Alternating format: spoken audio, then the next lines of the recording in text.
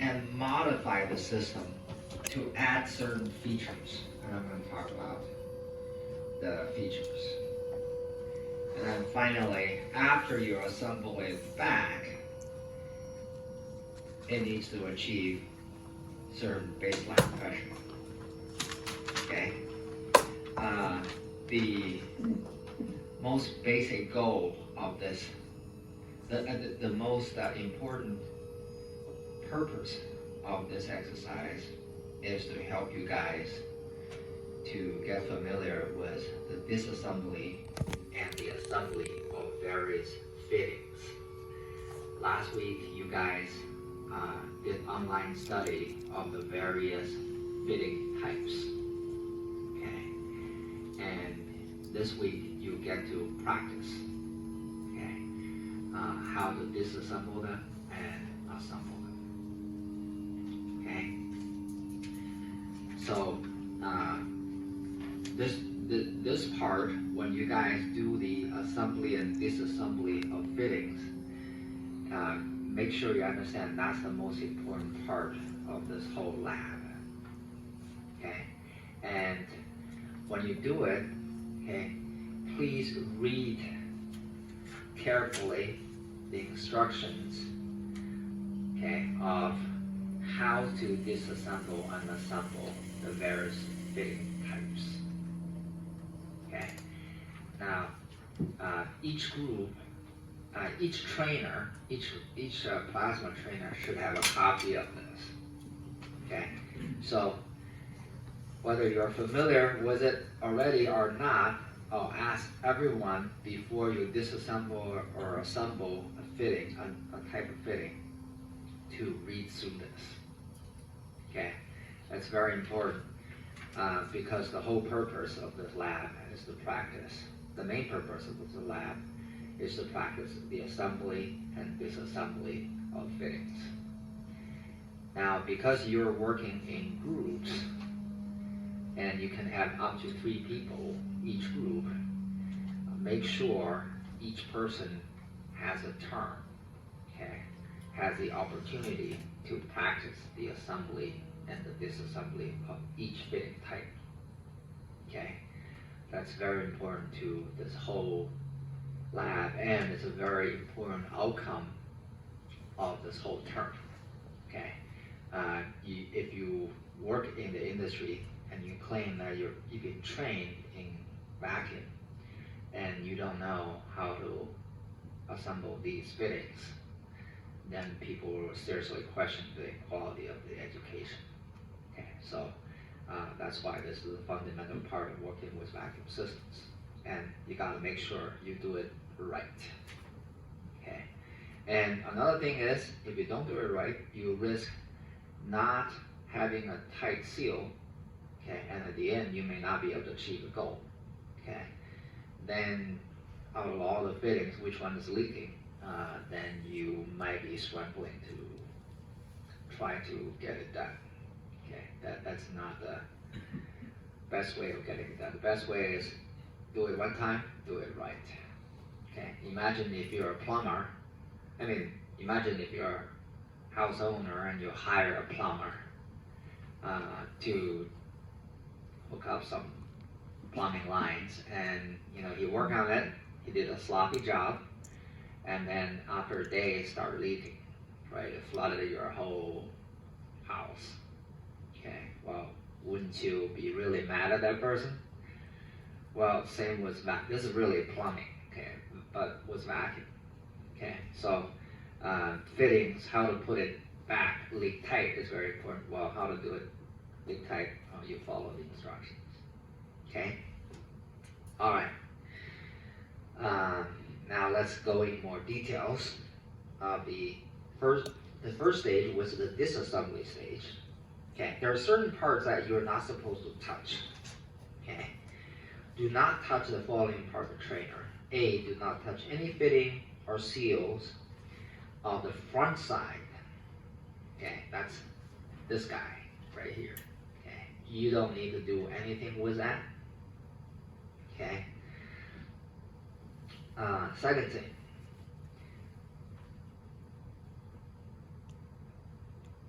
do not disassemble any fitting or seals of the bottom side.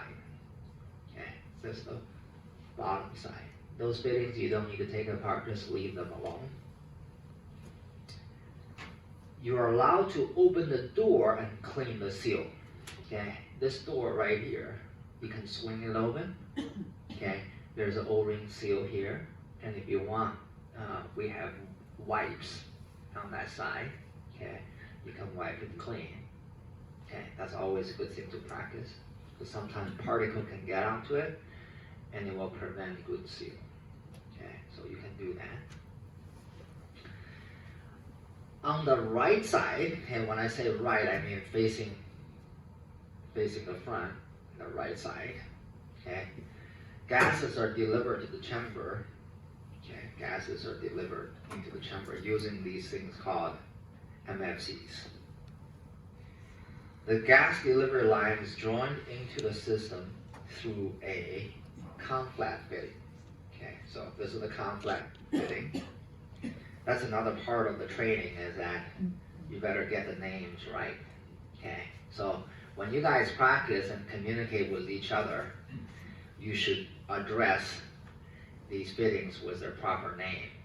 Okay, as a way to practice. Okay, what the names are. Okay, so if you know you go into the industry and people say like, get me a VCR, okay, and you give him the wrong fitting, well, that's a no-no. Okay, so make sure you know what the names, the proper names of the fittings are. Okay. So do not take apart this. Do take apart this conflat fitting, but nothing to the right of this conflat fitting, starting from this VCR fitting. Okay, right here, this is VCR. Okay, so conflat, do take apart this, starting from this all the way down here, downstream, don't touch. Okay, just leave it alone. Leave the turbo pump attached to the ISO valve above it. Okay, this is a turbo pump. There's an ISO valve right above it. Okay, when you disassemble this, leave these two pieces together. Okay, the reason is, and in fact, leave this valve shut. Okay, the reason is, if you disconnect the turbo, then you'll be exposing the inlet of the turbo to the outside, and then you expose the turbo fins, the turbine. Okay, and if anything hard, chunky gets into it, it will damage the turbine. Okay, so that's why leave this shut. That will seal that and prevent the exposure of the turbine to any damage. But other than that, do take apart all other fittings. Okay, other than those four that specified here, not to be touched. Then all the others do take apart, including everything else of the chamber, the pumping lines, and also take all gauges out, like this one, okay, any gauge you see, disconnect their fitting. Okay, well, the purpose is just that you practice the disassembly and the assembly. Okay, and you have to demonstrate to Shelton. Oh, it says here Robert. Robert is our technician who retired just this year, and so instead we hired Rich. Okay, and so you're going to work with Rich instead of Robert. You can demonstrate to me or Rich the disassembly and the disassembled state to get any credit for the project. Okay, so for the disassembly part, you can't show me the assembled part and then you say, oh, I did the disassembly already, and then after that I put it back together. I can't just take it from your words. Okay, instead I gotta see it demonstrated, as in the system taken apart to the full extent that this is required Alright, so you show me the disassemble state to get the credit for this part. Disassemble the pumping section, demonstrate, oh. Okay, so this is saying that it might be better for you to disassemble this system in stages. Okay, like you might want to disassemble this part first, okay, and you might even start building this part back and then disassemble this part and then build it back. That way, if you disassemble the whole thing, you might forget how to put everything back. Okay, if you do it in sections, it might be easier. Okay. So that's the disassembly phase of this lab. Next phase is modification. You are to add certain features to the system. The features are: one, add a large diameter roughing line that bypasses the turbo pump. And it needs to have an isolation valve. Okay, so if you take a look at our system as is, okay, it is different from the vacuum system, the vacuum trainer, okay? Because if you take a look at this, it only has one pump line, which is the high vacuum pump line, okay? It goes from this valve to the turbo pump, goes to the four line, goes to the rough line. And if you take a look at your vacuum trainer, it's different, right? It has that rough line that's in parallel to the high vacuum pump down line. Okay, that design is better. Okay, so you can do your rough pumping first without all the obstructions of the turbo fin. Okay, so you are to add a large diameter rough line that's similar to that design, okay, that will bypass the turbo area when you need to do just rough vacuum pump, okay. And by large diameter, we mean this kind of diameter, okay, and there are parts. You can see that there are these lines being bin lying around, okay. Okay.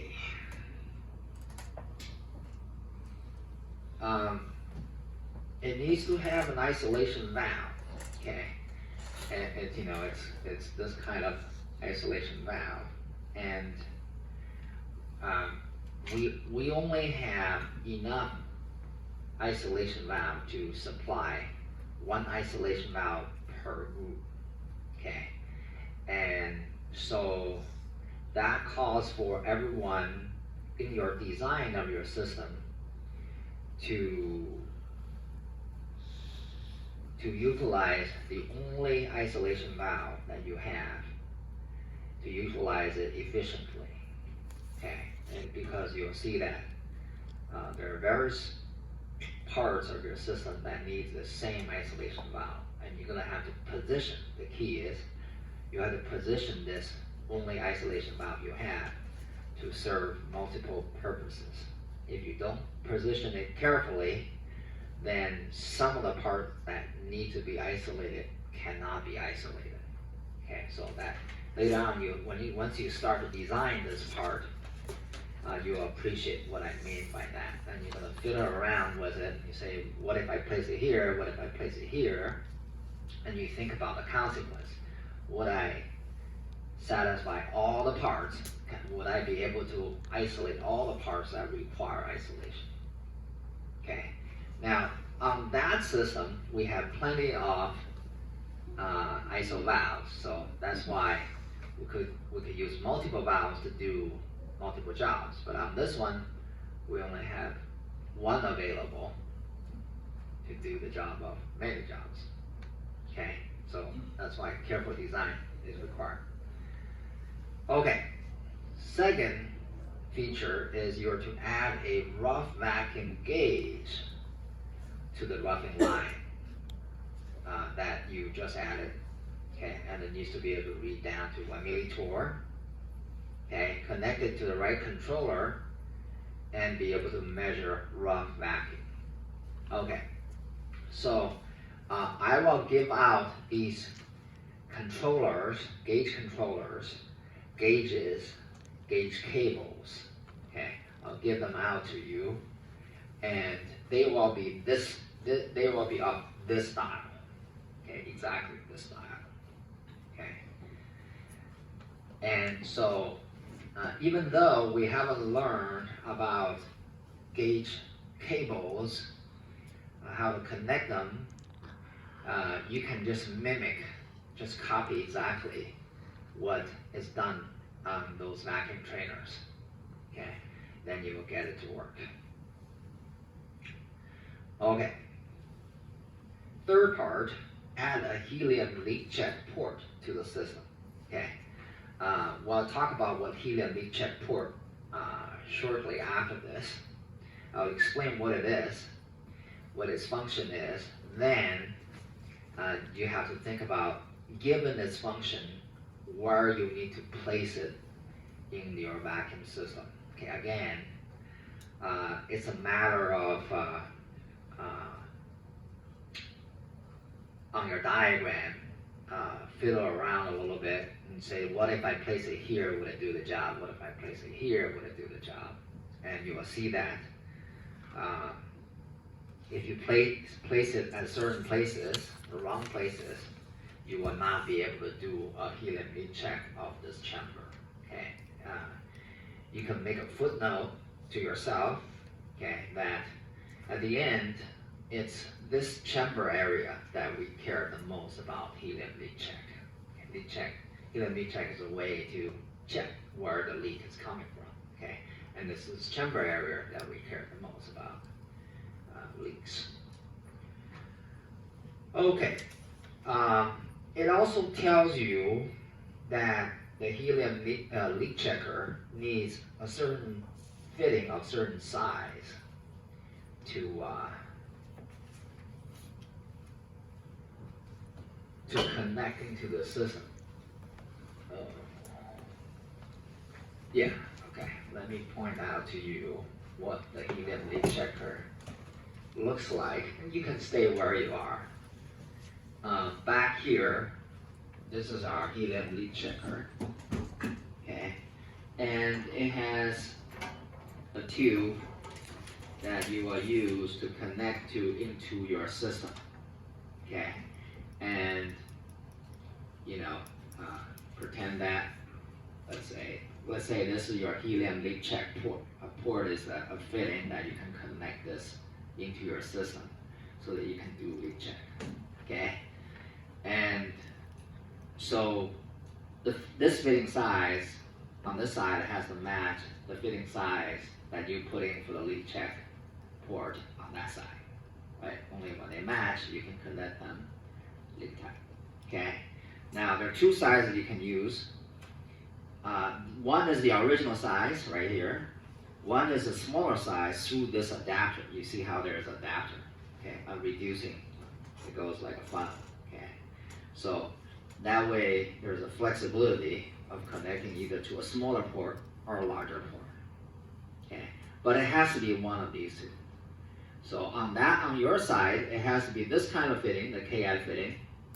Whatever port you build to connect this into your system, okay, that port is called helium leak check port. And that port needs to be this type of fitting, the KI fitting, and it needs to be either this size or this size. Got it? Okay? Alright, otherwise you can't connect your helium leak checker into your system. Okay, then number 4 is to add an ion gauge directly outside of the main chamber. Okay, so it needs to be connected into the main chamber, and it needs to be directly outside of the main chamber. Okay, it can't be way far down there somewhere. Okay. iron gauge should be as close as it can be to your vacuum chamber. Okay? Alright. It needs to be able to measure pressure down to 10 to the minus 8 torr, connect it to the right controller and be able to measure high vacuum. Okay? Now we haven't talked about what controller to use, but you can just copy the exact setting of this controller, this black type. Okay? Because we have two types. One is the multi-gauge type. Okay? One is the Centaur. Okay, it's this one that you'll be given. Okay, and as to how to connect the iron gauge, you can copy exactly this setting. Okay, you'll be given this type of iron gauge. You'll see that. Excuse me for a second. You'll see that on this side, on the gauge side, it requires two cables. Okay, this one and this one. Okay, I'll give you the exact cable so you can connect the exact same way. And on the back side, okay, you will see that there are two connectors. One is a plug-in cable, and there's one that's a grounding cable. Okay, and that grounding, the grounding cable needs to be connected to a nut.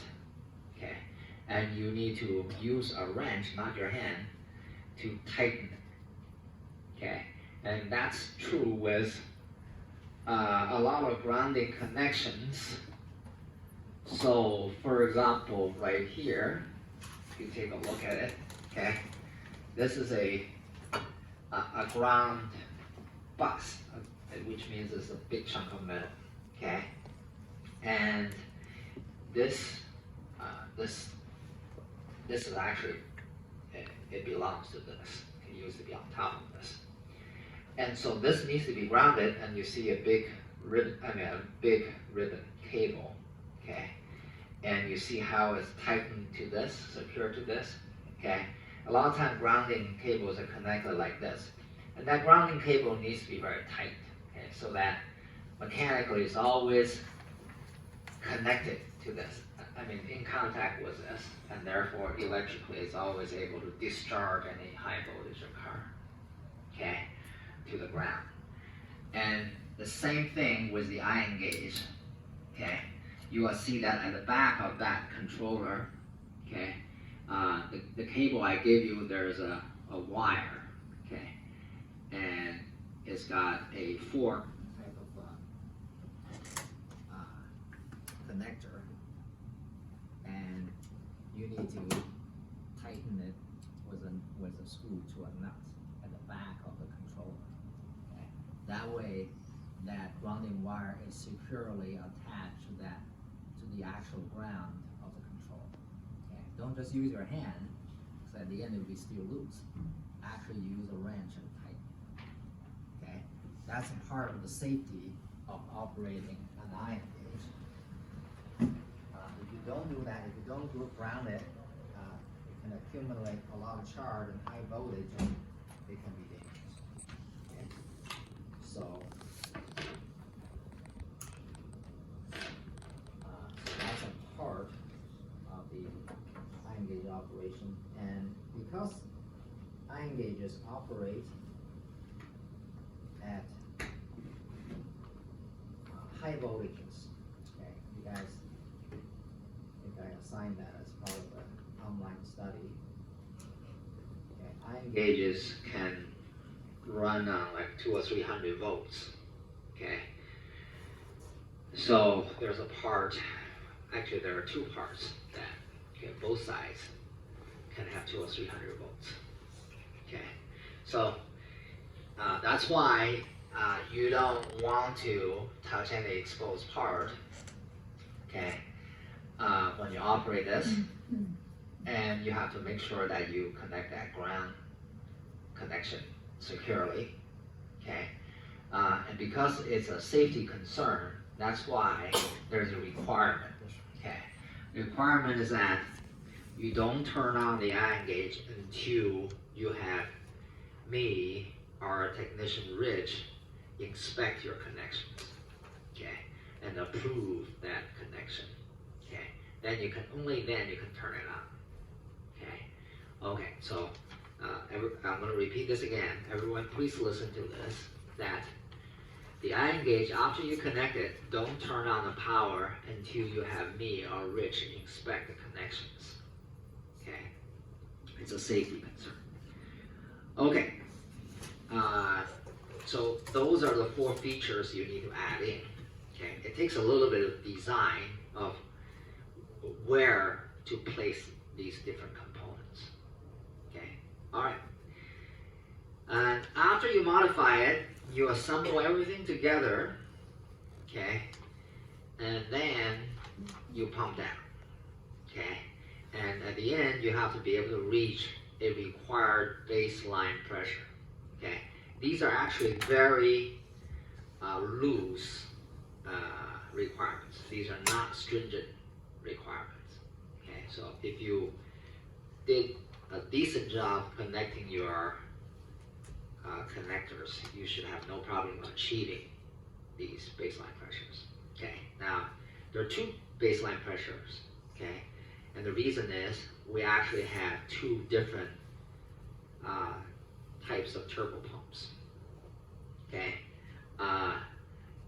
Like on this one, you will see that the brand name is Alcatel.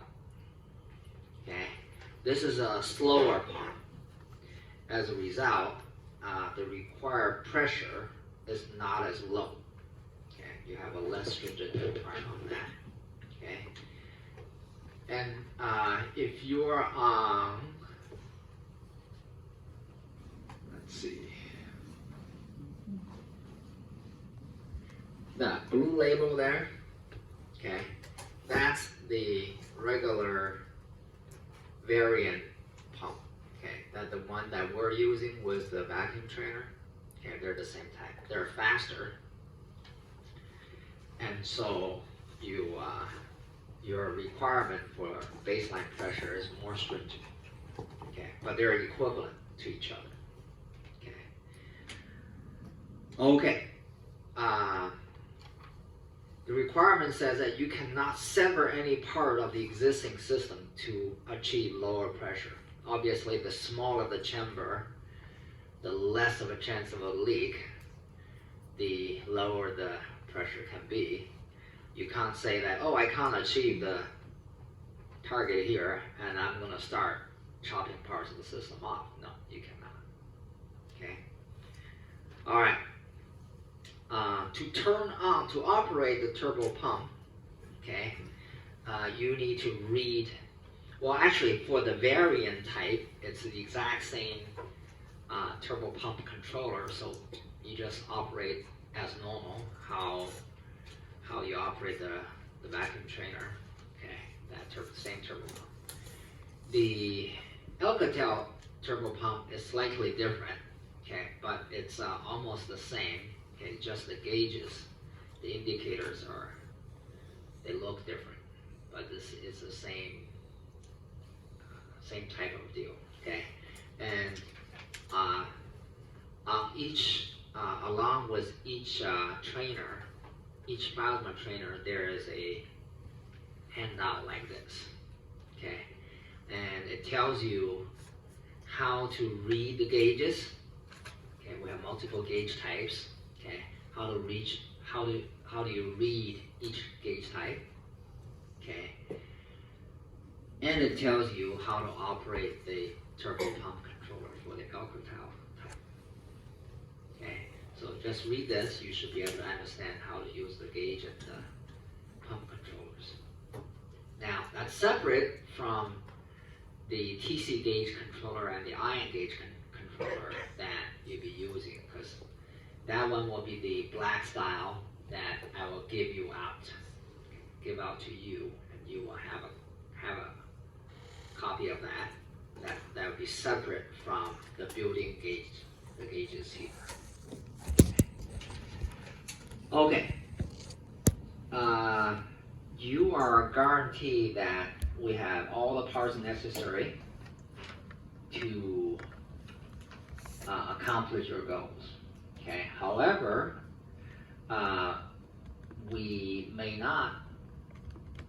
everyone may not end up having the same design, just because we don't have the same parts. We don't have enough of the same parts.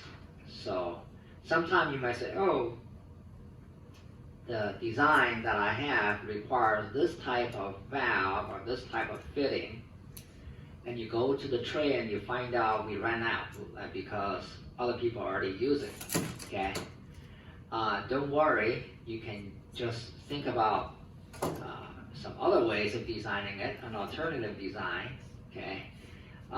Then you can definitely find parts, okay, to do the same job. For example, okay, if you're thinking about using certain diameter fitting, okay, and it turns out it's not available, okay, you might be able to use smaller or larger diameter fitting that will do the same thing, okay.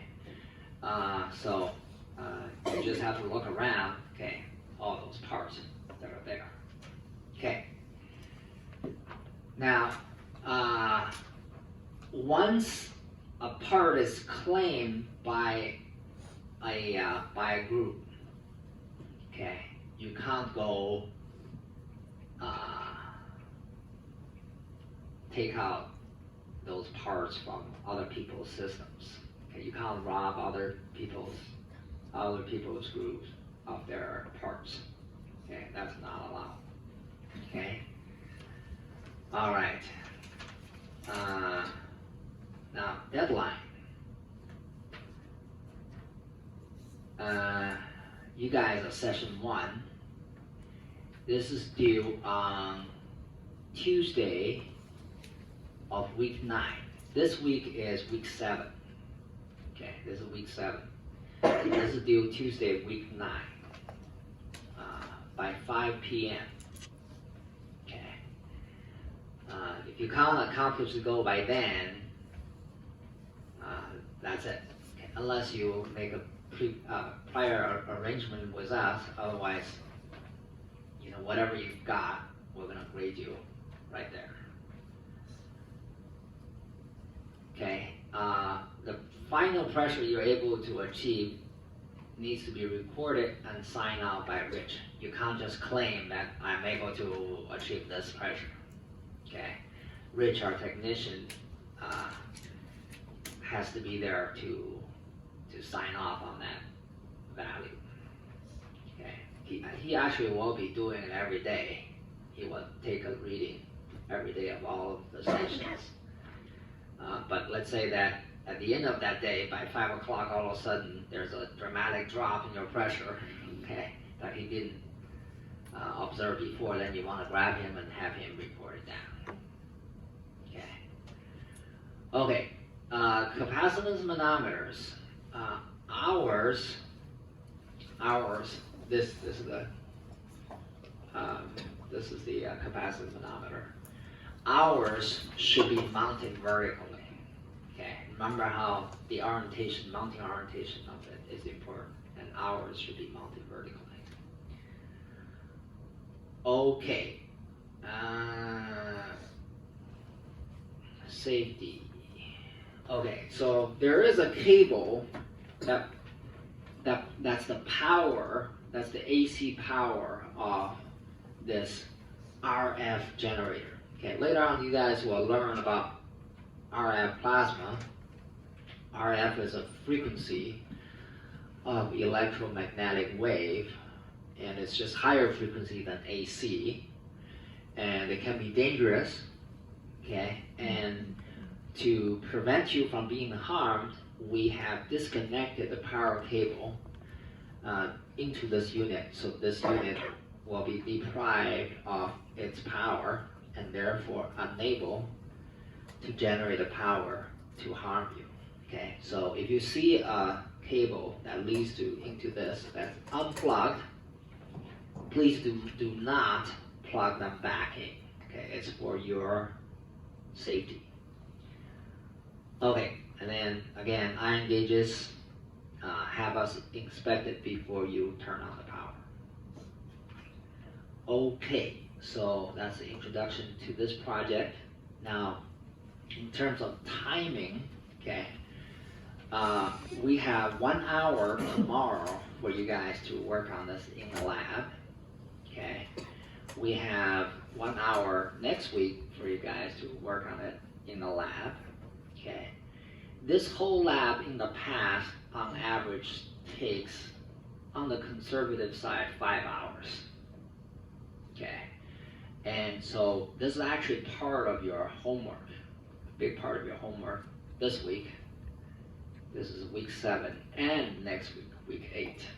Okay, big part of homework. Oh no, it's not. For neither week, it is the only part of the homework. No, there are other parts of homework, but this is the major part of your homework. Okay, so what you have to do is you have to schedule some time to come back here with your group, okay, to get this done as part of your homework. Okay, so you need to schedule a time with Rich, okay, our technician. Okay, I'll